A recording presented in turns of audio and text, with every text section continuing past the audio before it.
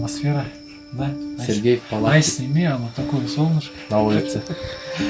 Смотри, этот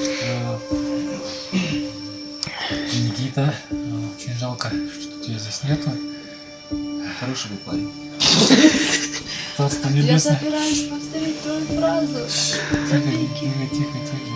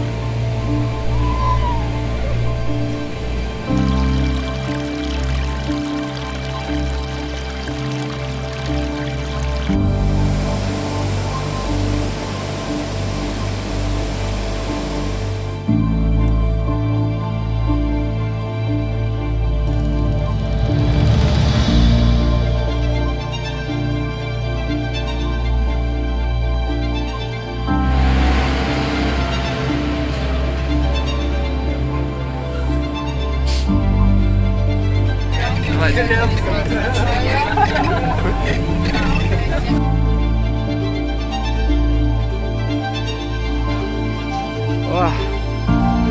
Оба! Пик электро!